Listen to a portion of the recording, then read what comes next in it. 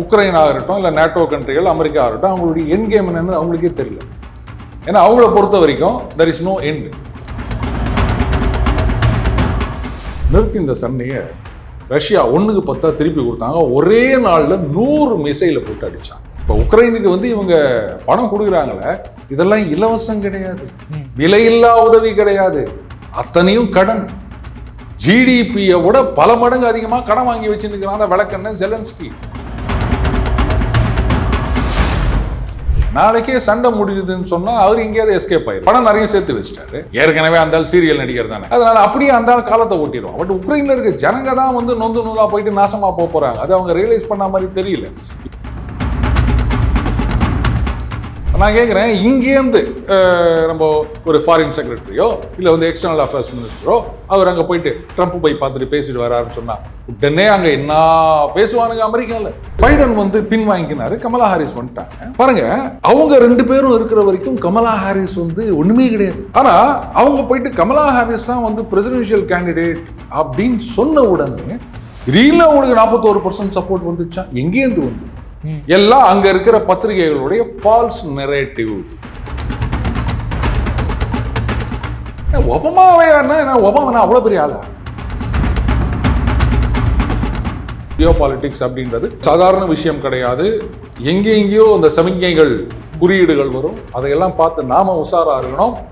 அப்படி இல்லைன்னா உக்ரைன் மக்கள் எப்படி ஜெலன்ஸ்கியை கொண்டு போய் பதவியில உட்கார வச்சு தங்கள் தலையில தாங்களே மண்ணள்ளி போட்டுன்னு இன்னைக்கு நூலா போய் இருக்காங்களோ, அந்த நிலைமை தான் உக்ரைனுக்கு பஸ் உள்ளான்னு நினைச்ச உனக்கும் எனக்கும் வரும். ஜாகிரதையா இருக்கு. இந்தியா வளர்வது சீனாவுக்கு மட்டுமல்ல, ராகுல் காந்திக்கும் பிரச்சனைன்னா என்னங்க பண்ண முடியும்?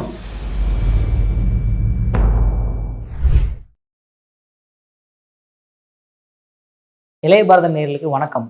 இன்னைக்கு நம்மளோட சிறப்பு விருந்தினர் நம்மளோட இணைஞ்சிருந்தது யார் அப்படின்னு பார்த்தீங்கன்னா, daily punch hero, handsome and cool guy Thiru Arunkumar தான் நம்மளோட இணைஞ்சிருக்காரு. முன்னாள் ஜாம்பவான்ல என்றுமே ஜாம்பவானா அறியப்படக்கூடிய நம்ம அருண் சார். சார் வணக்கம் சார். வணக்கம் விக்ரம் சார். நீங்க சொல்லியிருந்தீங்க இந்த மாதிரி மோடி அவர்கள் உக்ரைன் போலான்னு போனதெல்லாம் ஒரு மிகப்பெரிய ஒரு பிளானோட தான் போனாரு அப்படின்ட்டு. ஆனா அந்த பிளான்லாம் சக்சஸ் ஆன மாதிரியே தெரியலையே சார். அது அவர் பிளானோட போனாரா இல்லையா அப்படின்ற கேள்விக்குறி வருது. இப்ப அதாவதுங்க, இன்டர்நேஷனல் டிப்ளமசி அப்படின்றது உக்ரைனுக்கு பஸ் வர்ற விஷயம் கிடையாது. எல்லாத்தையும் வெளியில சொல்லிட்டு இருக்க மாட்டாங்க. பிளான் எல்லாம் பார்த்தீங்கன்னா மேக்ரோ லெவலில் இருக்கும், பெரிய அளவில் இருக்கும், நிறைய கண்டிஜென்சிலாம் இருக்கும்னு வச்சுக்கோங்களேன். ஆனால் ஒரு சில சமிக்ஞைகள் இன்னைக்கு எல்லாருக்கும் புரிகிற மாதிரி சொல்லணும்னா அந்த குறியீடு அப்படின்னு சொல்லலாம், அது மட்டும்தான் வெளியில வரும். சரி, இப்போ மோடி அவர்கள் போலந்து அண்ட் உக்ரைன் போயிட்டு வந்தார். என்னதுக்கு உக்ரைன் போயிட்டு வந்தார்? அங்கே அடிதடி சண்டை, போர் நடந்து நிற்குது. அப்படி என்னப்பா எல்லாம் சௌக்கியமா அப்படின்னு கேட்டு வரதுக்காக யாராவது போவாங்களா? நம்பர் 1. நம்பர் 2, இப்போ சமீபத்தில் பார்த்தீங்கன்னா நம்ம ஜோ பைடன் அவர் கூப்பிட்டு பேசியிருக்காரு. இது நிஜமா நடந்த விஷயங்க. ஏன்னா கமலா ஹாரிஸ் அவர்கள் கூட இங்கே யாரையோ ஒரு தலைவரை கூப்பிட்டு பேசினதா, அப்புறம் அந்த டுபாகூர் அப்படின்லாம் வந்தது, அந்த மாதிரிலாம் கிடையாது. ஜோ பைடன் இங்கே கூப்பிட்டு பேசியிருக்கார். அதுக்கப்புறம் மோடி புட்டின் டாக் வேற நடந்திருக்கு. என்ன பேசியிருப்பாங்கன்னு நினைக்கிறீங்க? ஒரு பைடன் கேட்டிருப்பாரா, என்ன மோடி உக்ரைன் போயிட்டு வந்தீங்களே, எப்படி இருக்காங்க, எல்லாம் சொந்தக்காரங்களா, நல்லா இருக்காங்களா, இதை கேட்டிருப்பாரா? இல்லை புட்டின் மோடி கிட்ட நான் பைடன் சித்தப்பா அவங்க கிட்ட பேசினாராமா, என்ன சொன்னார், நல்லா இருக்காரு, இப்படி கேட்டிருப்பாரா? So something is going on. கரெக்டா? அந்த மாதிரி சரி, எதுக்காக இந்த மாதிரி இவங்க ஃபோன்ல பேசுறது இதெல்லாம் வெளில காமிக்கணும் அப்படின்னா, கிரவுண்ட் லெவல்ல ஏதோ ஒரு மூவ்மெண்ட் இருக்கு, ஏதோ ஒன்று நடக்குது அப்படின்றத உலகத்துக்கு புரிய வைக்கணும். இதுதான் இன்டர்நேஷனல் டிப்ளமசி. உதாரணத்துக்கு ஜாரட் குஷ்னர், நம்ம ட்ரம்ப் அவர்களுடைய மருமகன், அவர் திரைமறைவில் நிறைய வேலை பார்த்து அடிக்கடி துபாய் அந்த பக்கம்லாம் போவாருங்க. அரபு நாடுகளுக்கும் இஸ்ரேலுக்கும் ஒரு ஒற்றுமையை உருவாக்கணும் அப்படின்னு இது பண்ணாரு. அவங்களுக்குள்ள சில அக்ரிமெண்ட்லாம் கூட உருவாச்சுன்னு வச்சுக்கோங்களேன். பட் இதையெல்லாம் நான் இது மாதிரி பண்ண போறேன், இதுதான் ஸ்டேட்டட் அப்ஜெக்டிவ் அப்படின்லாம் ஆரம்பிக்க மாட்டாங்க. வேலையெல்லாம் முடிச்சுட்டு கடைசியாக தான் இது வெளியில தெரியும் அப்படின்னு வச்சுக்காங்க. நான் அன்னைக்கு நீங்க கேட்டிருந்தீங்க இந்த மாதிரி சண்டையை நிறுத்திட்டாங்களான்னு. டெம்பரரி, மோடி அவர்கள் வராரு அப்படின்றதுக்காக நிறுத்தப்பட்டது. அதை கூட சில பேர் எங்கடா சண்டையை நிறுத்தினாங்க அப்படின்லாம் கேட்டிருந்தாங்க. ஆனா பாருங்க, மோடி அவர்கள் போறாரு, போயிட்டு ஏதோ பேசியிருக்கார். ஆனா ஜெலன்ஸ்கி டிப்ளமசினா என்னன்னு கூட தெரியாம, சொல்ல போனா அதை டிப்ளமசின்றதை கூட விடுங்க, அவர் ஒரு பொலிட்டிஷியன், ஒரு கர்டசின்னு சொல்லுவோம் இல்லையா, அது கூட இல்லாம அவர் கண்ணாபின்னு பேசியிருந்தாருங்க. மோடி அவர்கள் திரும்பி வந்துட்டாரு. நிறுத்தி இந்த சண்டையை ரஷ்யா 1க்கு 10 திருப்பி கொடுத்தாங்க. ஒரே நாள்ல 100 மிசைலை போட்டு அடிச்சாங்க. முக்கியமா அவங்களுடைய அந்த மின் உற்பத்தி நிலையங்கள் எல்லாம் போட்டு காலி பண்ணாங்க. கரண்ட் இல்லாம உட்காந்து நிற்கிறாங்க. இதை வந்து மறுபடியும் ரிவைவ் பண்ணணும்னா ஒரு 2-3 வீக்ஸ் ஆகும். அதுவும் எப்போ சண்டை நின்ற பிறகுதான். குண்டு வந்து நேக்குது அப்படின்னு சொன்னா நீங்க போயிட்டு அதை ரிப்பேர் பண்ணுவீங்களா? ஸ்பேனரை வச்சு வேலை பார்ப்பீங்களா? அதெல்லாம் நடக்காது அப்படின்னு வச்சுக்கோங்களேன். இது நடுவில் சில பேர் பாருங்க, உக்ரைன் வந்து ரஷ்யாவின் பிரதேசத்தை கைப்பற்றி விட்டது. அதாவது 1294 கிலோமீட்டர், 30க்கு 40 அப்படி வச்சுக்கலாமா, கிட்டத்தட்ட வரும்னு வச்சுக்கோங்களேன். ரஷ்யா வந்து இந்தியாவை விட மிகப்பெரிய நாடு. அதனுடைய டோட்டல் ஏரியா எவ்வளோ? அதில் 1294 கிலோமீட்டர் அப்படின்றது வந்து எவ்வளோ ஏரியா யோசிச்சு பாருங்க. அடுத்தது சமபலம் பொருந்தக்கூடிய 2 நாடுகளோ இல்லை வந்து ஒரு வலிமையான நாடு. ஃபார் எக்ஸாம்பிள் இப்போ அமெரிக்கா முதல்ல என்ன பண்ணியிருந்தாங்க, வெறும் மிசைல்ஸையே வச்சு அடிச்சிருந்தாங்க. அது ஈராக்ல சதாம் ஹுசேன் என்ன சொன்னாரு, கிரவுண்ட் அஃபென்சிவ் வரட்டும், அப்போ நாங்கள் பார்த்துக்கிறோம் பாருங்க அப்படின்னாரு. ஆனால் அதுக்குள்ள டெப்ளீட்டட், ஒன்றும் பண்ண முடியல. அதுக்கப்புறம் வந்து கிரவுண்டை ஆக்குபை பண்ண ஆரம்பிக்கும் போது அவங்களால ஒன்றும் பண்ண முடியலன்னு வச்சுக்கோங்களேன். இதை நீங்க பெருசா சொல்லலாம், அமெரிக்கா வந்து ஆக்குபை பண்ணிடுச்சு அப்படின்னு. ஒரு சின்ன கம்பேரிசன் சொல்லணும் அப்படின்னா, ஸ்ரீலங்கா இந்தியா ஒரு யுத்தம் வருது அப்படின்னு சொன்னா, ஸ்ரீலங்கா இங்க வந்து ஒரு 2000 கிலோமீட்டர் கேப்சர் பண்ணிட்டாங்க, ஸ்கொயர் கிலோமீட்டர் அப்படின்னா அது ஒரு பெரிய இஷ்யூ எடுத்துக்க முடியுமா? ஏய் வந்தீங்க எப்படா திரும்பி போவீங்க நீங்க? எங்களுக்கு எப்போ சௌகரியமோ அப்போ டொக்கு டொக்குன்னு குண்டை போட்டு உங்களை காலி பண்ணுவோம். உள்ள வந்து விட்டீங்க, எப்படி வெளில போவீங்க? இல்ல அந்த 1294 ஸ்கொயர் கிலோமீட்டர் கேப்சர் பண்ணதுனால ரஷ்யா சரண்டர் ஆயிட போதா? கபடி விளையாடுவீங்களா? அதுல வந்து ஒரு டெக்னிக் என்னன்னா, ஒண்ணு அந்த ஏறு ஓடு அதை தொடவே விடக்கூடாது, இன்னொன்னு ஏற விட்டு பிடிக்கிறது அப்படின்னு.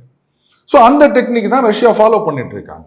சரி, இன்னைக்கு ரஷ்யா வந்து நினைச்சாங்க அப்படின்னு சொன்னா அவங்க வந்து ரொம்ப ஜென்டலா போயிட்டு இருக்காங்க அப்படின்னு தான் நான் சொல்லுவேன். ஏன்னா உக்ரைன் வந்து ஒரு காலத்துல எல்லாம் ஒன்னா இருந்தவங்க. அதனால வந்து சரி நமக்கு வந்து இந்த ஜெலன்ஸ்கி கிருத்திரம் பண்ணிருக்கிறான், அவனால தானே பிரச்சனை, அதுக்காக எதுக்கு வந்து நம்ம ஒட்டுமொத்தமா இது பண்ணணும், எப்படி இருந்தாலும் ஒரு முடிவு வரணும். ஏற்கனவே ஈஸ்டர்ன் பார்ட்ஸ் அவங்க கேப்சர் பண்ணது, இதோட போதும், ஒரேடியா நாசம் பண்ண வேணாம் அப்படின்னு ஓரளவுக்கு பெருந்தன்மையா நடந்து நிற்கிறாங்க. ஆனா இவர் அதை புரிஞ்சுக்காம நான் யார் தெரியுமா அப்படின்னு இந்த வடிவேலு காமெடி மாதிரி பண்ணிட்டு இருக்காரு அப்படின்னு வச்சுக்கோங்களேன். இப்ப பாத்தீங்கன்னா புதுசா ஒண்ணு, அதாவது இவன் எப்பவுமே இப்படித்தானா இல்ல இப்படித்தான் எப்பவுமேவா அப்படின்னு ஒண்ணு கேட்பாங்க. நிஜமாகவே யாருமே இதை நம்ப மாட்டாங்க சொன்னா. அந்த மாதிரி ஒரு கோமாளித்தனம் பண்ணிட்டு இருக்காரு ஜெலன்ஸ்கி. உக்ரைன் வழியா, அதாவது ரஷ்யால இருந்து கேஸ் எல்லாம் வாங்கக்கூடாது அப்படின்னு யூரோப்பியன் யூனியன் அமெரிக்கா பேன் இருக்கு. கரெக்டா? கரெக்ட் இல்ல? ஏன்னு கேட்டீங்கன்னா ஆஸ்திரேலியா, ஹங்கேரி, ஸ்லோவேக்கியா இவங்கெல்லாம் இன்னும் ரஷ்யா கிட்ட இருந்தா கேஸ் வாங்கிக்கிறாங்க. யூனியன் மெம்பர்ஸ் தானே ஆஸ்திரியா, ஹங்கேரியில. என்னன்னு கேட்டீங்கன்னா அவங்கெல்லாம் வந்து கொஞ்சம் அண்டர் டெவலப்ட் யூரோப்பியன் ஸ்டாண்டர்ட்ஸ்ல, அதனால அவங்களுக்கு சில ரிலாக்ஸேஷன் அப்படின்னு வச்சுக்கோங்களேன். இன்னும் பல நாடுகள் அப்படிதான் வேற வேற வழிகளில் வாங்கி நிற்குதுன்னு வச்சுக்காங்க. இது உக்ரைன் வழியா தான் இந்த கேஸ் போகுதுங்க. 2019 ஒரு அக்ரிமெண்ட் ரஷ்யாவுக்கும் உக்ரைனுக்கும். ஸோ உக்ரைன் வழியா இந்த கேஸ் வந்து அந்த 3 நாடுகளுக்கும் போகுதுங்க. 5 வருஷம் அக்ரிமெண்ட். ஜெலன்ஸ்கி என்ன சொல்லியிருக்காரு, 24 இன்னும் கொஞ்ச நாள்ல அது முடிய போகுது, நாங்க ரினியூ பண்ண மாட்டோம், எங்க நாட்டு வழியா கேஸ் அனுப்ப நாங்க விட மாட்டோம் அப்படின்னு சொல்லியிருக்காரு. சரி, அப்போ உக்ரைனுக்கு கேஸ் எங்கேருந்து வரும்? அவங்க வேற எங்கேயாவது சோர்ஸ் பார்க்கணும் இல்லையா? அவங்க என்ன பண்ணிருக்காங்க, அஜர்பைஜான்ல இருந்து வாங்க போறோம் அப்படின்னு இருக்காங்க. சரி, அஜர்பைஜான்ல இருந்து எப்படிடா வரும் அப்படின்னா, இதுக்குதான் சொன்னேன் இந்த மாதிரி ஒரு முட்டாள்தனத்தை யாரும் செய்ய மாட்டாங்க அப்படின்னு. இவர் யூரோப்பியன் யூனியன்ல ஒரு ரிக்வெஸ்ட் கொடுத்துக்கிறார், நீங்க ரஷ்யாவோட பேசி அஜர்பைஜான்ல இருந்து ரஷ்யா வழியா எங்க ஊருக்கு கேஸ் வரணும், அதுக்கு பர்மிட் பண்ண நீங்க ரஷ்யா கிட்ட சொல்லுங்க. ஏன்னா ரஷ்யன் கேஸ் வந்து European union members Austria, Hungary, Slovakia போகணும்னா நீ வந்து அக்ரிமெண்ட்டை ரினியூ பண்ண மாட்டேன். ஆனா உனக்கு அஜர்பைஜான் கேஸ் வந்து ரஷ்யா வழியா வரணுமா? யாராவது யோசிச்சு பார்ப்பாங்களா? இந்த மாதிரி கூட கேவலமா எவனாவது ஒரு கேள்வி கேட்பான். நானு இதெல்லாம் பண்ணிட்டு இருக்கார் ஜெலன்ஸ்கி. சரி, இந்த உக்ரைன் அப்படின்றது வந்து நடுவில் அப்படி ஃபிளிப் ஃப்ளாப்புங்க. ஆன்டி ரஷ்யன் ஃபோர்ஸஸ் அங்கே வராங்க, மறுபடியும் கவுக்குறாங்க. உக்ரைன் வெளில வந்த காலத்தில் அந்த எஸ்ட்ரைல் யூஎஸ்எஸ்ஆர் அதுலேருந்து எல்லாம் வெளில வந்தப்போ எல்லாம் நம்ம கிட்ட இருந்து போனவங்க தானே அப்படின்னு சொல்லிட்டு அந்த சீப்பாக கேஸ், ஆல்ரெடி ரஷ்யன் கேஸ் அப்படின்றது சீப்பர், உக்ரைனுக்கு சம சீப்பாக கொடுத்துருந்தாங்க. ஆனால் அப்போ இருந்த ஒரு ரஷ்யாவுக்கு எதிரான ஒரு அரசாங்கம் அவங்க வந்து லொல்லு பண்ண ஆரம்பிச்ச உடனே உனக்கு என்னத்துக்கு நான் சீப்பாக கொடுக்கணும், மார்க்கெட் ரேட்டு நீயும் கொடு. இவங்க ஒன்று அதெல்லாம் முடியாது, என்ன ஒழுங்கா எங்களோட ஃப்ரெண்ட்லியா இருக்கிறதா தான் நான் இலவசமா கூட கொடுப்பேன் உனக்கு. இது வரதுனால எனக்கு ஒன்றும் பிரச்சனை கிடையாது. ஆனா நீ எனக்கே நீ லொல்லு பண்ணிருக்கிறா, உனக்கு நான் சீப்பா கொடுக்கணுமா? முடியாது. இன்டர்நேஷனல் பிரைஸ் நீயும் கொடு. யூரோப்பியன் யூனியன் என்ன வாங்குறாலும் அதே காசு தான் உனக்கும் அப்படின்னு ஒரு சம்மட்டி அடிச்சாங்க. அது பல வருடங்களுக்கு முன்னாடி. அதுக்கப்புறம் அந்த நார்த் ஸ்ட்ரீம் பைப்லைன் அதை வந்து ரஷ்யா தான் உடைச்சது அப்படின்னாங்க. அதெல்லாம் கிடையாதுன்னு இப்ப என்ன பண்ணியிருக்காங்க, உக்ரைன்ல யாரோ ஒருத்தர் மேல குற்றம் சாட்டி இருக்கின்றார்கள். யூனியன் மெம்பர் கண்ட்ரி தான் அதை இன்வெஸ்டிகேட் பண்ணதுன்னு வச்சுக்கோங்களேன். நல்லா யோசிச்சு பாருங்க, அந்த நார்த் ஸ்ட்ரீம் பைப்லைன் வழியா தான் கேஸ் போகுது யூரோப்பியன் கண்ட்ரிஸ்க்கு. அதுல போனாதான் ரஷ்யாவுக்கு காசு. அப்படி இருந்துச்சு அவனே அந்த கேஸை பைப்லைனை உடைப்பானா? அது வந்து உக்ரைன் தான் பண்ணியிருக்கணும். பண்ணிட்டு ரஷ்யா மேல பழிய போட்டு அது யாரும் நம்பல அப்படின்னு வச்சுக்காங்க. ஸோ இந்த மாதிரி பண்ணிட்டு இருக்க ஒரு நாடு தான் அது உக்ரைன். எவ்வளவு நாளுக்கு நீங்க இந்த சண்டை போட்டுட்டு இருப்பீங்கன்னு நினைக்கிறீங்க? ஒரு என் கேம் வேணும். எந்த ஒரு வார் அப்படின்னாலும், வெதர் நீங்க ஸ்டார்ட் பண்ணாலும் சரி R it is forced on you அப்படின்னாலும் சரி, ஒரு என் கேம் வேணும். ரைட்டு, இதோட முடிச்சுக்கணும், இது எண்டு இப்படி இருக்கணும் அப்படின்னு. இதுல உக்ரைன் ஆகட்டும், இல்ல நேட்டோ கண்ட்ரிகள், அமெரிக்கா ஆகட்டும், அவங்களுடைய என் கேம் என்னன்னு அவங்களுக்கே தெரியல. ஏன்னா அவங்கள பொறுத்த வரைக்கும் தெர் இஸ் நோ எண்ட். போற வரைக்கும் போகட்டும், எவ்வளவு செலவு பண்றாங்களோ எல்லாம் அமெரிக்காவுக்கு வருமானம். பணம்லாம் மற்றவங்க கொடுக்குற டொனேஷன்லாம் என்ன ஆகுது, அமெரிக்கா கம்பெனி ஆயுதத்துக்கு வந்து நிற்குது. அவ்வளவுதான். அந்த பழசெல்லாம் தூக்கி போட்டு புதுசாக அவங்க வந்து மாத்தி நிற்கிறாங்க. இதுல இன்னொன்னு கேட்டீங்கன்னா, இப்போ உக்ரைனுக்கு வந்து இவங்க பணம் கொடுக்குறாங்களே, இதெல்லாம் இலவசம் கிடையாது, விலையில்லா உதவி கிடையாது, அத்தனையும் கடன். ஜிடிபியை விட பல மடங்கு அதிகமா கடன் வாங்கி வச்சுருக்கிறாங்க விளக்கண்ண ஜெலன்ஸ்கி. அப்போ யுத்தம் முடிஞ்சதுன்னு வச்சுக்கோங்களேன், ஐ டெல் யூ, அங்க இருக்கிற உக்ரைன் மக்கள்லாம் இதுக்கு பேசாம நம்ம ரஷ்யா கிட்டேயே தோத்துருக்கலாம் போல இருக்குது, எதுக்குடா நம்ம வந்து இப்படி இருக்கோம் அப்படின்னு யோசிப்பாங்க. ஏன்னு கேட்டீங்கன்னா, அந்த கடனுக்கு பதிலாக உக்ரைன்ல வந்து ரொம்ப ரொம்ப ஃபெர்டைல் சாண்ட், அந்த கோதுமை உற்பத்தி ஆகட்டும், மற்ற விஷயங்கள் ஆகட்டும், அதையெல்லாம் அமெரிக்க நிறுவனங்கள், ஒரு சில ஐரோப்பிய நிறுவனங்கள் அப்படியே பட்டா போட்டு வாங்கிக்க போறான். அப்ப என்ன ஆகும், உக்ரைன் ஒரு நாடு இருக்கும், ஒரு பாதி இருக்கும் அப்படின்னு வச்சுக்கோங்களேன். முடிஞ்ச பிறகு அந்த நாடு மல்டிநேஷனல் கார்பரேஷனுக்கு சொந்தமாக இருக்கும். அங்க இருக்கிற மக்கள்லாம் கூலி தொழிலாளியா தான் வந்து வேலை செய்யணும்னு நினைக்கிறேன். இது கூட ஒரு நல்ல பிளாட்டா இருக்கு, ஒரு சினிமா எடுக்கலாம் இல்ல, சொந்த நிலத்திலேயே வந்து கூலிகளாக வேலை செய்வது அப்படின்னு. கேபிட்டலிசம்லாம் சொல்ல முடியாது, இது வந்து முழுக்க முழுக்க என்ன சொல்றது, ஆப்பர்ச்சுனிசம் அப்படின்னு தான் நான் சொல்வேன். ஏன்னா ஜெலன்ஸ்கியை பொறுத்த வரைக்கும் அவருக்கு வந்து எவ்வளோ நாள் சண்டை நடக்குதோ அவ்வளோ நாள் வந்து அவர் பாட்டுக்கு பணத்தை சுருட்டி நிற்கிறாருங்க. அவங்க ஒய்ஃப் வந்து யூரோப்பெல்லாம் போயிட்டு நல்ல ஷாப்பிங்லாம் மில்லியன்ஸ் ஆஃப் டாலர் செலவு பண்ணி ஷாப்பிங் பண்ணிட்டு வராங்க. அண்டு வரத்துல தேனை வழிக்கிறவன் புறங்கையை நக்காமல் இருப்பானா, அது நமக்கு ஏற்கனவே தெரியும்ல. அதை வந்து அங்கே இந்த மாடல் வந்து அங்கேயும் ரெப்ளிகேட் ஆகுது அப்படின்னு வச்சுக்கோங்களேன். ஸோ அவருக்கு ஒன்றும் பிரச்சனை கிடையாது. நாளைக்கே சண்டை முடிஞ்சுதுன்னு சொன்னால் அவர் எங்கேயாவது எஸ்கேப் ஆயிடுவார். பணம் நிறைய சேர்த்து வச்சிட்டாரு, எங்கேயாவது ஒரு பெரிய இதில் செட்டில் ஆகிட்டு அவர் பாட்டுக்கு பீஸ்ஃபுல்லாக. அதுக்கப்புறமும் சில பைத்தியங்க இருக்கும், அவர் யூனிவர்சிட்டியில் பேச கூப்பிடுறது, புக் எழுதுறது, ஃபிலிம் ரைட்ஸு, ஏற்கனவே அந்த சீரியல் நடிகர் தானே, அதனால அப்படியே அந்த காலத்தை ஓட்டிடுவோம். பட் உக்ரைன்ல இருக்க ஜனங்க தான் வந்து நொந்து நூலா போயிட்டு நாசமா போறாங்க. அது அவங்க ரியலைஸ் பண்ண மாதிரி தெரியல. இப்ப என்னன்னா, உக்ரைன்ல இருந்து பல லட்சக்கணக்கான பேர் சுத்தி இருக்க ஐரோப்பிய நாடுகளுக்கு எல்லாம் போயிட்டாங்க. இவர் என்ன பண்றாரு, சண்டை போடுறதுக்கு ஆள் இல்லை, அதனால இந்த வயசுல இருந்து இந்த வயசுல இருக்கவங்க உங்க ஊர்ல வந்திருந்தாங்கன்னா அவங்களை திருப்பி அனுப்பு இப்படி கேட்டுனுக்கிறாரு அவர். இந்த நிலைமையில நாங்க 1294 ஸ்கொயர் மீட்டர் கேப்சர் பண்ணி விட்டோம், நாங்க உள்ள போறாங்கன்னா அதெல்லாம் கேவலமா இல்லை, தமாஷ் பண்ணிங்கிறார். சரி, காமெடியன் தானே, வேற என்ன பண்ணுவாரு? அவரை போய் சீரியஸா நீங்க கொண்டு போய் பதவியில வச்சா இது உக்ரைனுக்கு மட்டும் இல்லை, உலகத்துல இருக்க எல்லா நாடுகளுக்கும், குறிப்பா நம்ம இந்தியாலையும் இதை வந்து நம்ம பாடம் கத்துக்கணும் அப்படின்னு நினைக்கிறேன். கத்துக்கலன்னா உக்ரைன் மாதிரி தான் ஆகும். சரி, இப்போ உக்ரைன்ல இப்போ ஆப்போசிஷன் பார்ட்டின்னு இருப்பாங்களே, ஜெலன்ஸ்கிக்கு எதிர்த்து நிற்கக்கூடிய ஆட்கள், சரிங்களா, அவங்களும் வந்து என்ன இங்கே இந்தியாவில் கூட ராகுல் காந்தி மாதிரியா என்ன எதை பற்றியுமே பேசாமல் இருக்காங்களா என்ன ஜெலன்ஸ்கியை பற்றி? அதாவது டெமோக்ரஸி டெமோக்ரஸி அப்படின்னு பேசி நிற்கிறாங்க. இந்த அமெரிக்கா, ஐரோப்பிய நாடுகளில் இதை தான் சொல்லுவாங்க அப்படின்னு வச்சுக்கோங்களேன். இன்னைக்கு அங்கே எலெக்ஷனே கிடையாதுன்னு சொல்லிட்டார், சண்டை நடக்குது, அதனால நோ எலெக்ஷன் அப்படின்ட்டார். அப்போ அதில் இன்னொரு டெக்னிக்கலாக ஒரு பாயிண்ட் ஒன்று சொன்னாங்க. அதாவது அவர் வந்து ரஷ்யாவுக்கு எதிராக ஒரு தீர்மானம் போட்டு அதை சட்டமாக்கிட்டாருங்க. இப்போ அதை வித்ரா பண்ணாதான் வந்து அந்த பேச்சுவார்த்தை, அதனுடைய முன்னேற்றம் அதெல்லாம் ஃபாலோ பண்ண முடியும்.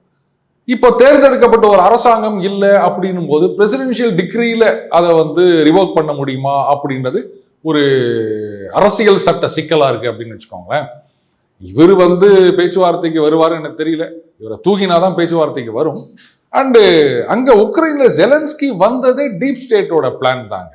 இவங்களா நெரேட்டிவ் செட் பண்ணி, அதுக்கு முன்னாடி இருந்தவங்களா இவங்க ஊழல் அப்படின்றது கரெக்ட், அதுக்கு முன்னாடி இருந்தால் கொஞ்சம் ஊழல் பண்ணாங்க, ஆனா இந்த அளவுக்கு இல்லை. ஆனா அதை வந்து இவங்க பெருசா இது பண்ணி, பாத்தீங்களா இவர் தான் வந்து நாட்டை காப்பாற்ற வந்தவர் அப்படின்லாம் சொல்லி இட் வாஸ் என்ன சொல்றது, மக்கள் மேல் திணிக்கப்பட்ட ஒரு கருத்து.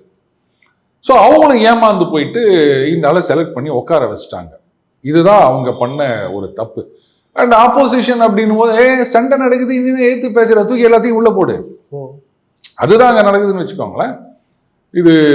இது மட்டும் இல்லை, சில சர்ச்சுகள் கூட முடக்கி வச்சிருக்காரு அப்படின்றாங்க. ஏன்னா ரஷ்யன் ஆர்த்தோடாக்ஸ் சர்ச்னு சொல்லுவாங்க, அதெல்லாம் இங்கே இருக்கக்கூடாது அப்படின்னு அவங்களுக்கு எதிராகவும் இவர் வந்து நடவடிக்கை எடுத்துட்டு வர்றாரு அப்படின்னு சொல்றாங்க. அதனால எதிர்ப்பு அப்படின்றதெல்லாம் நீங்க அங்கே எதிர்பார்க்க முடியாது, எல்லாத்தையும் நசுக்கி வச்சிருக்காரு. ஏன்னா இதுதான் வந்து அமெரிக்கன் பிராண்ட் ஆஃப் ஜனநாயகம். ஜனநாயகம் பத்தி பேசுறாங்களே, எத்தனை டிக்டேட்டர்ஸ்க்கு சப்போர்ட் பண்ணி இருந்துக்கிறாங்க அமெரிக்காவில். அப்புறம் இவங்க ஜனநாயகத்தை பத்தி பேசுறாங்கன்னு நீங்களும் கேட்குறீங்க, ஜனநாயகம் இல்லையா? நாங்கள் ஜனநாயகமே கிடையாது, ஒண்ணுமே கிடையாது. அதே மாதிரி இப்போ அமெரிக்கன் அம்பாசிடர்ஸ்லாம் இந்தியா வந்திருந்தாங்க. இந்தியா வந்துட்டு மோடியை முக்கியமாக பார்த்து சந்திச்சாங்களோ இல்லையோ, ஆப்போசிஷனாக இருக்கக்கூடிய ஃபார் எக்ஸாம்பிள் ஓஎஸ்எஸ் எல்லாம் பார்த்து ரொம்ப நேரம் சந்திச்சு ரொம்ப நேரம் பேசிக்கிட்டு தான் சொல்லப்படுது. இது எதுக்காக, என்ன உள்நோக்கத்தோட செயல்பட்டு இருக்காங்க? அதாவதுங்க,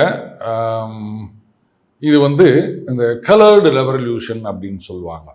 ஒவ்வொரு நாட்டிலையும் இந்த மாதிரி ஒரு பிரச்சனையை உருவாக்கி அங்க இருக்கின்ற ஆட்சியை கவிழ்ப்பது அப்படின்னு. உதாரணத்துக்கு ஈஜிப்த் எடுத்துட்டீங்கன்னா ஹோஸ்னி முபாரக் ரொம்ப வருஷமா அவர் இருந்தார். ஊழல்னு சொல்லுங்க, கொடுங்கோல் ஆட்சின்னு சொல்லுங்க, எல்லாம் ரைட்டு. ஆனா அது வந்து முழுக்க முழுக்க ஒரு மதச்சார்பற்ற நாடாக இருந்தது. அதுக்கப்புறம் இந்த மாதிரி ஃபேஸ்புக் ரெவல்யூஷன் சொல்லிட்டு யாரோ ஒருத்தரோட அண்ணன் வந்து ஏதோ வண்டி தள்ளு வண்டி ஏதோ வச்சிருந்தாராம், அதை ஏதோ போலீஸ்கார அடிச்சாராம், இவர் ஏதோ லைவ் போட்டாராம். அதுக்கப்புறம் உடனே எல்லாரும் மொபைல் எடுத்துன்னு வந்து லைட்டை வச்சுன்னு ஒரு பெரிய இதுவாயிட்டு இன்னைக்கு வந்து அங்கே ஆட்சியை கவுத்துட்டாங்க. பட் இன்னைக்கு வந்து அன்னைக்கு இருந்த மாதிரி ஒரு ப்ரொக்ரெசிவ் ஆட்சி இருக்கின்றதா? இல்லை, குழப்பங்கள் தான் இருக்கு. எகிப்து வந்து அந்த வளர்ச்சி பாதையில் போய்கொண்டிருந்தது, இன்னைக்கு வந்து அது பின்னாடி வந்துருச்சு அப்படின்னு வச்சுக்கோங்களேன். ஸோ அதே மாதிரி தான் இவங்க வந்து இந்த உக்ரைன் ஆகட்டும், இல்லை இன்னும் சில எஸ்ட்ரைல் சோவியத் ரிப்பப்ளிக்ஸ் ஆகட்டும், அங்கேயும் இந்த மாதிரி தான் அவங்க வேலையை பண்ணிட்டு இருக்காங்க. பங்களாதேஷ் அவங்களுடைய அடுத்த ஒரு டார்கெட்டாக இருந்தது. அதையும் வேற மாதிரி சில வழிகளில் அவங்க அச்சீவ் பண்ணிட்டாங்க. இதில் அமெரிக்கன் கவர்மெண்ட் டைரக்ட் இன்வால்மெண்ட்னு சொல்ல மாட்டேன், அதனால தான் நான் டீப் ஸ்டேட்னு சொன்னேன், நாட் ஸ்டேட் அட்மினிஸ்ட்ரேஷன். சரியா? அடுத்தது இப்போ இந்தியாவில் ஏதாவது குழப்பத்தை உருவாக்கணும். இந்த தேர்தலை பொறுத்த வரைக்கும் நாம் வந்து 22 எண்டிலேயே சொல்லியிருந்தோம், இங்கே மோடி அவர்கள் எதிர்த்து போரிட போவது ஒரு எதிர்கட்சிகளுடைய கூட்டணி கிடையாது, அமெரிக்காவுடைய மிலிட்ரி இண்டஸ்ட்ரியல் காம்ப்ளெக்ஸ், அதுக்கப்புறம் ஃபார்மா இண்டஸ்ட்ரி, ஃபின்டெக் இண்டஸ்ட்ரி, இவங்களை எதிர்த்து தான் அவங்க சண்டை போடணும் அப்படின்னு நம்ம சொல்லியிருந்தோங்க.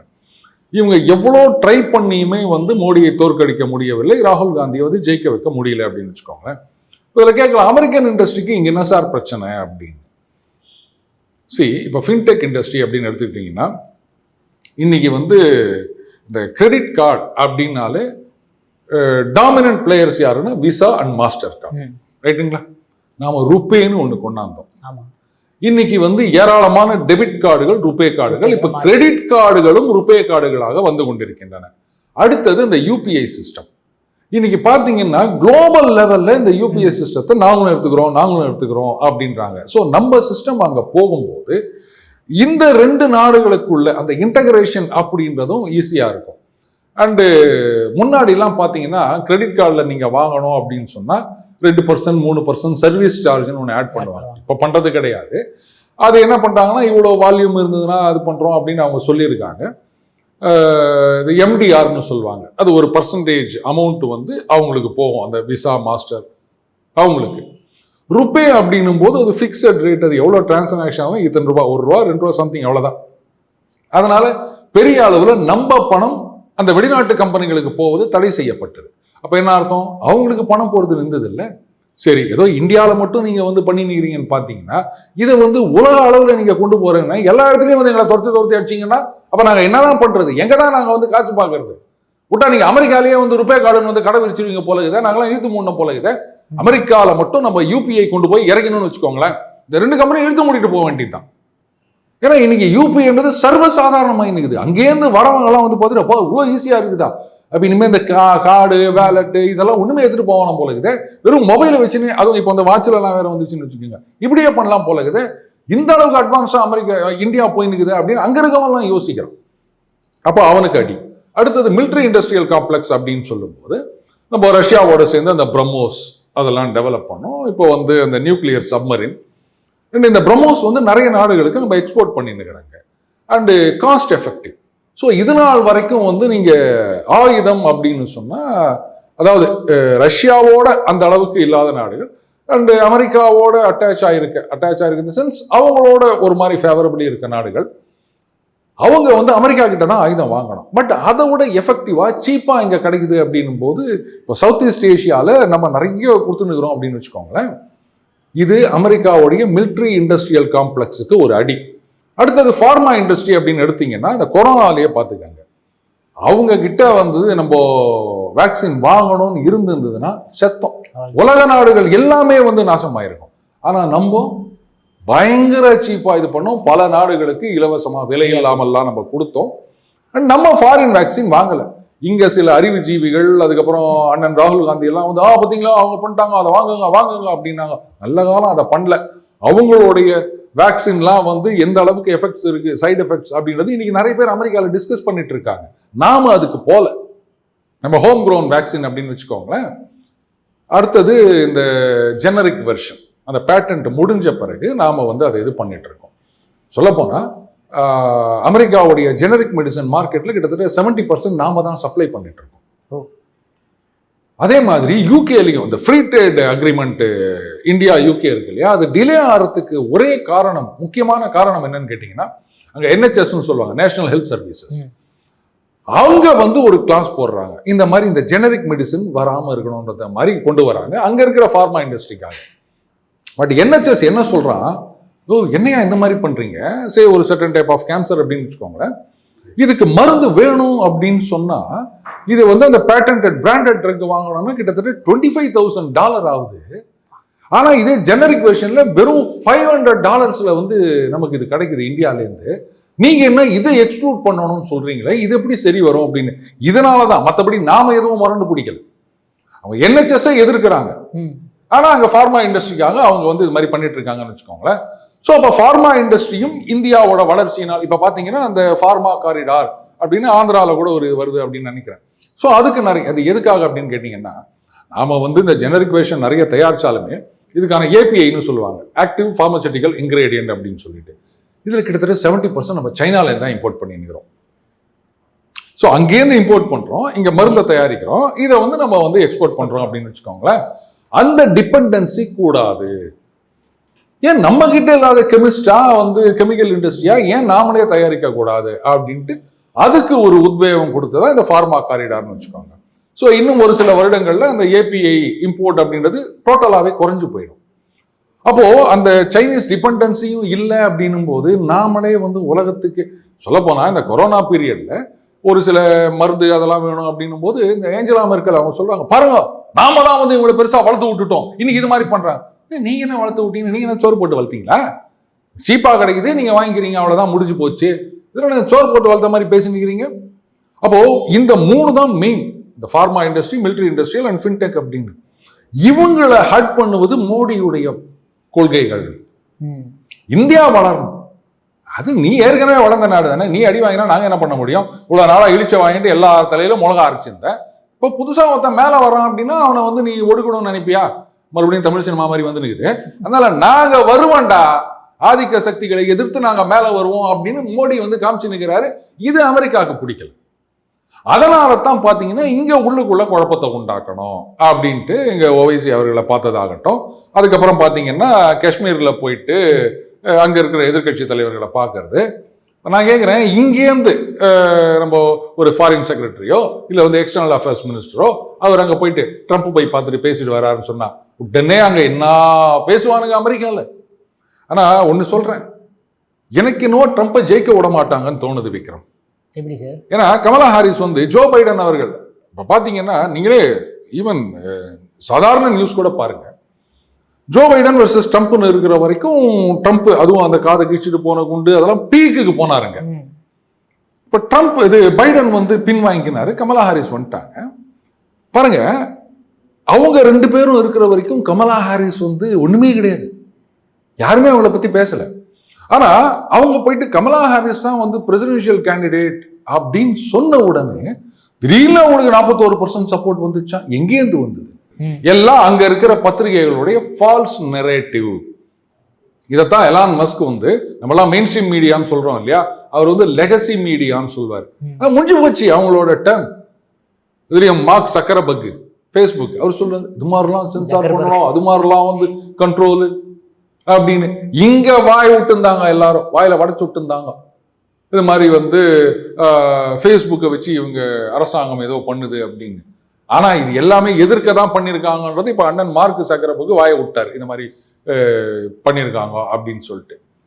அப்போ இவங்களே ஒரு ஃபால்ஸ் நெரேட்டிவை செட் பண்றது, அதுக்கப்புறம் இமிகிரண்ட்ஸை இந்த நவம்பருக்குள்ள எவ்வளவு முடியுமோ கொண்டாந்து வச்சுக்கிறது, அவங்களெல்லாம் ஓட்டு போடுறதுக்கு ஏற்பாடு பண்ணி கொடுப்பது, இந்த மாதிரிலாம் பண்ணி அதுக்கப்புறம் இந்த அல்கோர் வெர்சஸ் ஜார்ஜ் புஷ் அப்போ நடந்த சில கூத்துகள் மாதிரி ஏதோ ஒண்ணு பண்ணி மறுபடியும் மறுபடியும் இந்த சென்ஸ் மறுபடியும் ட்ரம்ப்பை தோக்கடிப்பாங்க. அவர் வந்து இல்ல தேர்தல் முறைகேடுகள் அப்படின்னு சொன்னா போன எலெக்ஷன்லயும் அவர் அதான் சொன்னாரு, இப்பவும் அதான் சொல்றாரு அப்படின்னு சொல்லிட்டு அவரை கழிச்சு கட்டிடுவாங்க. ஸோ அந்த ஒரு பயம் இருக்கின்றது. அது அண்ணன் ட்ரம்ப் என்ன பண்ண போறாரு அப்படின்னு தெரியல, பார்ப்போம். ஒபாமாவே வந்து கமலா ஹாரிஸை இப்பதான் அக்னாலஜ் பண்றதா சொல்லப்படுது சார். ஒபாமாவே ஒபாமா அவ்வளவு பெரிய ஆளா? முன்னாள் பிரசிடென்ட். So what? அவர் சொன்ன உடனே ஆமா எங்களுடைய கேண்டிடேட் இவர் தான், சூப்பரான ஆள் அப்படின்னு சொல்ல. சரி, நான் உங்ககிட்ட ஒண்ணு கேட்கிறேன். ஒபாமாக்கு அமைதிக்கான நோபல் பரிசு கொடுத்தாங்க, அவர் என்ன பண்ணாரு அமைதிக்கு சொல்லுங்க? நிறைய போரை நிறுத்தினதா சொல்லப்படுது சார். நிறைய இடத்துல சண்டையை ஆரம்பிச்சாரு, சண்டையை நிறுத்தவே இல்லை, அவர் எங்கேயுமே நிறுத்தல, ட்ரம்ப் தான் நிறுத்தினார். அப்புறம் அவருக்கு அதுவும் பதவிக்கு வந்த உடனே வந்து கொடுத்துட்டாங்க அந்த பரிசு. ஸோ இது எல்லாமே அந்த டீப் ஸ்டேட்டோட நெரேட்டிவ். நாம உஷாரா இருக்கணும் விக்ரம், இதுதான் முக்கியம். ஏன்னா ஏதாவது ஒரு குழப்பம் பண்ணணும் அப்படின்றதுக்காகவே இவங்க தேடிட்டு இருக்காங்க. ஒரே ஒரு சின்ன உதாரணம் சொல்லவா? இந்த குழப்பங்கள் வந்து பெரிய அளவுல சின்ன அளவுல இருக்கும். 2 நாளைக்கு முன்னாடி மிட்டாய் மாமாக்கள்லாம் என்ன பண்ணாங்க, ஒரு வீடியோ மத்திய பிரதேசத்துல நடந்தது. ஜிஆர்பி ரயில்வே போலீஸ் ஏதோ திருடினாகன்னு சொல்லிட்டு ஏதோ தலித் சமுதாயத்தை சார்ந்த 2 பேரை போலீஸ்காரங்க அடின்னு அடிக்கிறாங்க. இது என்னது இது அப்படின்னு சொல்லிட்டு ஏராளமான பேர் சர்க்குலேட் பண்ணியிருந்தாங்க. அதுக்கப்புறம் மத்திய பிரதேஷ் போலீஸ் டிபார்ட்மெண்ட்ல அவங்க வந்து கிளாரிஃபிகேஷன் கொடுத்திருந்தாங்க. இது வந்து அக்டோபர் 2023 நடந்த விஷயம். உடனடியாக வந்து டிஜிபி தலைமையில ஒரு விசாரணை போட்டு என்கொயரி நடந்துட்டு இருக்கு, தகுந்த நடவடிக்கை எடுக்கப்படும் அப்படின்னு அவங்க கிளீனா சொல்லியிருக்காங்க. சரி, இப்ப இத திடீர்னு கொண்டு வர வேண்டிய அவசியம் என்னன்னா அப்பதான் புரிஞ்சுது. இன்னொரு செய்தி வந்தது. அகைன் இதுதான் பாஜக பண்ற பெரிய தப்பு அப்படின்னு சொல்வேன். இவர் கேட்டாரு, இந்த மாதிரி செக்ரட்டரி இதுல எத்தனை பேர் தலித் இருக்காங்க, எத்தனை பேர் ஓபிசி இருக்காங்க அப்படின்னு கேட்டாங்கல்ல. For the first time after independence railway board சேர்மனா ஒரு தலித் வந்து பதவி ஏற்றுக் கொண்டிருக்கின்றார். இது சும்மா ஏதோ ஒரு பத்திரிகையில வந்ததுங்க. இவங்க பாஜக வந்து பாத்தீங்களா, நீங்க கேட்டிருந்தீங்களா நீங்க ஆட்சியில் இருக்கும்போது எத்தனை பேர் வந்தாங்க, நாங்க ஆட்சியில் இருக்கும் வரோம் பாருங்க, இப்படிலாம் யாருமே சொல்லல.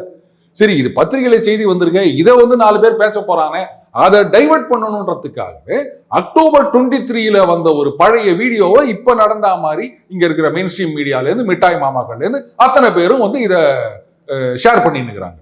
தனி ஒருவன் படம் இந்த ஜெயம் ரவி சொல்ற மாதிரிலாம் இருக்கு சார். எந்த அளவுக்கு அதான் எந்த அளவுக்கு இவங்க டீப் ரூட்டட் கான்ஸ்பிரசி அப்படின்னு பாத்தீங்களா?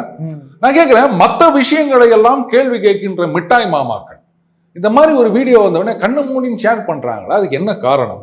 இல்ல மூளை மழுங்கிடுமா? பாஜகவுக்கு எதிரான விஷயம் அப்படின்னு சொன்னா அவங்க மூளை வேலை செய்யாதோ? எனக்கு புரியல. சோ இந்த மாதிரி பல இடங்கள்ல பிரச்சனைகளை உருவாக்கணும். இந்த ஆட்சி அவங்க ஐயா சாமி ஆட்சியை விட்டு போனா போதும் அப்படின்ற மாதிரி கொச்சல் கொடுக்கணும். இதுக்குத்தான் அமெரிக்க டீப் ஸ்டேட், அதுக்கு வந்து கைப்பாவையாக ஒரு சில அதிகாரிகள், அது அவங்க அந்த ஸ்டேட் அட்மினிஸ்ட்ரேஷன்ல இருக்கலாம், இல்ல இங்க வந்து தூதுவர்கள் இப்படி ஏதாவது பண்ணலாம். இது பலமுனை தாக்குதல். ரொம்ப ரொம்ப கேர்ஃபுல்லா இருக்க வேண்டிய நேரம் இது விக்ரம். அதனால தான் சொன்னேன், ஜியோ பாலிட்டிக்ஸ் அப்படின்றது சாதாரண விஷயம் கிடையாது. எங்கெங்கேயோ அந்த சமிக்ஞைகள் குறியீடுகள் வரும், அதையெல்லாம் பார்த்து நாம உஷாரா இருக்கணும். அப்படி இல்லைன்னா உக்ரைன் மக்கள் எப்படி ஜெலன்ஸ்கியை கொண்டு போய் பதவியில உட்கார வச்சு தங்கள் தலையில தாங்களே மண்ணள்ளி போட்டுன்னு இன்னைக்கு நொந்து நூலா போய் இருக்காங்களோ, அந்த நிலைமை தான் உக்ரைனுக்கு பஸ் உள்ளான்னு நினைச்ச உனக்கும் எனக்கும் வரும். ஜாகிரதையா இருக்கு. ராகுல் காந்தி கொண்டு போய் உட்கார வச்சா அந்த நிலைமை வந்துருன்றீங்களா? அதோட முடிஞ்சு போச்சு. Excuse me, what is the procedure to change the country அப்படின்னு எங்கேயாவது ஓடி போக வேண்டியதான், வேற வழியே கிடையாது. சரி சார், கடைசியாக ஒரு விஷயம் என்ன அப்படின்னு பார்த்தீங்கன்னா, இப்போ சப்மரீனை பற்றி பேசியிருந்தீங்க. இப்போ ரீசெண்டாக ஒரு சப்மரீன் இந்தியா வந்து ரெடி பண்ணியிருந்தாங்க. அது பாகிஸ்தான் அச்சுறுத்தலுக்கான விஷயமா சொல்லப்படுது. அதாவதுங்க, நியூக்ளியர் சப்மரீன் அப்படின்றது வந்து என்டையர்லி டிஃப்ரெண்ட் திங். ஏன்னா டீசல் கிளாஸ் சப்மரீனுக்கும் இதுக்கும் வித்தியாசம் என்னன்னா, டீசல் சப்மரீன் வந்து அந்த காற்று சில விஷயங்கள் இருக்குது, அதுக்காக வந்து மேக்ஸிமம் சப்மர்சிபிள் பீரியட்னா ஒரு 15 days அப்படி இருக்கும்னு வச்சுக்கோங்களேன். நியூக்ளியர் சப்மரீன் அப்படின்னும் போது லாங் பீரியட்ஸ் வந்து அவங்க அண்டர் வாட்டர் இருக்கலாம். ஸோ அப்போ வந்து அன்டிடெக்டடாக நீங்கள் வந்து எனிமி டெரிட்டோரியலாம் வந்து தாராளமாக உள்ளே போகலாம் அப்படின்னு வச்சுக்கோங்களேன். அடுத்தது, இன்றைக்கு வந்து பாகிஸ்தானுக்கு எதிராக நாம் இதை வைக்கணும்னு அவசியமே கிடையாது. ஏன்னா பாகிஸ்தானை பொறுத்த வரைக்கும் நமக்கு உள்ளங்கை நெல்லிக்கணி மாதிரி நம்ம பாட்டுக்கு நேராக போயிட்டு குண்டு போட்டு வந்துனே இருக்கலாங்க, அவங்களெல்லாம் ஒன்றும் பண்ண முடியாதுங்க. அடுத்தது, இப்போ சமீபத்தில் ஒரு நியூஸ் படித்தேன். பங்களாதேஷ் வந்து பாகிஸ்தான்லேருந்து ஆர்ட்லரி ஷெல்ஸு அது இதெல்லாம் ஆர்டர் கொடுத்துக்கிறாங்க அப்படின்னு. இதெல்லாம் ப்ரொடக்ஷன் பண்ணியா கொடுக்க போகிறாங்க? கையில் காசு இல்லை, கழுதையெல்லாம் எக்ஸ்போர்ட் பண்ணி காசு பார்க்கலாம்னு நினச்சின்னுக்கிறாங்க. பார்த்தாங்கப்பா, இனிமேல் நம்மலாம் சண்டைலாம் போட முடியாது, அதனால அங்கே கோடனில் பழசாக இருக்கும், அதெல்லாம் பங்களாதேஷ்க்கு விற்றுலாம் அப்படின்னு முடிவு பண்ணியிருப்பாங்க உங்களுக்கு பாகிஸ்தான். ஸோ பாகிஸ்தான் வந்து இனிமேல் த்ரெட்டுன்னெலாம் சொல்ல முடியாது, முடிச்சு போச்சு. அதை போய் நீங்கள் வந்து ஒரு த்ரெட்னு சொல்லிடுறீங்க. அதாவது ஒரு காலத்தில் ஜிம்பாப்வே டீம் வந்து பவர்ஃபுல்லான கிரிக்கெட் டீமுங்க. இன்னைக்கு ஜிம்பாப்வே வந்து நேபாள் டீம் கூட அடிச்சு தூக்கிடும் போல இருக்குது. கரெக்டா? ஸோ அந்த மாதிரி தான் பாகிஸ்தான் இருக்குன்னு வச்சுக்கோங்களேன். இது வந்து India is an emerging global power, இந்த ப்ளூ வாட்டர் நேவி அப்படின்னு சொல்லுவாங்க. To project your powers Overseas அப்படின்னா அண்டர் வாட்டர் கெப்பாசிட்டி ரொம்ப ரொம்ப முக்கியம். இது வந்து ஒரு சீரியஸ் ஆஃப் இதுன்னு வச்சுக்கோங்களேன். இதோட நிற்க போகிறது கிடையாது, இன்னும் நிறைய வரப்போகின்றது. நம்மளுடைய அந்த டெக்னாலஜிக்கல் அட்வான்ஸ்மெண்ட் ராக்கெட் மட்டும் இல்லை, மேலே மட்டும் இல்லை, அண்டர் வாட்டர்லையும் நம்ம பண்ணுவோம் அப்படின்றத காட்டக்கூடிய ஒரு விஷயம் அது. ஸோ இதெல்லாம் தான் வந்து டீப் ஸ்டேட்டுக்கு பிரச்சனை, சைனாவுக்கு பிரச்சனை. சைனாவோட அண்ணன் ஏதோ அக்ரிமெண்ட் போட்டதா சொன்னாங்களே, அதில் இதெல்லாம் ஏதாவது இருக்குமா தெரியல. அண்ணன் இது வரைக்கும் ஒன்றும் மறுப்பு தெரிவிக்கல. ஸோ அதனால சைனாவுக்கும் பிரச்சனை, அதனால அண்ணன் ராகுல் காந்தி அவர்களுக்கும் பிரச்சனையா இருக்கலாம். இந்தியா வளர்வது சீனாவுக்கு மட்டுமல்ல, ராகுல் காந்திக்கும் பிரச்சனைன்னா என்னங்க பண்ண முடியும்? சார், ஏன் சார் சைனா இத்தனை நாள் இப்போ ரொம்ப சைலண்டாக இருக்கிற மாதிரி இருக்கு? பின்ன வயலண்டாக வேற என்ன பண்ண முடியும் அவங்களால? அவங்களுடைய அந்த பிரின்சிபல்ஸ் அப்படின்றதே வந்து கான்ட்ராவா இருக்கு, அது கன்சிஸ்டன்சி கிடையாது. அண்டு அந்த 360 அவங்க பார்க்கறது கிடையாது. அதனால நம்ம ஏற்கனவே சொல்லியிருந்தோம், கடன் கொடுப்பாங்க, அது இந்த போர்ட்டை எழுதி கொடு, இல்லை அதை எழுதி கொடு அப்படின்வாங்க. வாங்கின்னு என்ன பண்ணுவாங்க, வட்டியை கட்டின்வாங்க. கடனை கொடுத்து கொஞ்சம் கொஞ்சமாக கொடுத்து மொத்தமாக முழுங்கணும்.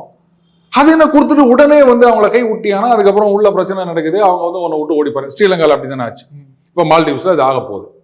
அந்த மாதிரி தான் அது வந்து அந்த ஒரு 360 பார்க்காம அவங்க பண்ணினுக்கிறாங்க, அது அவங்க பண்ணுற தப்பு.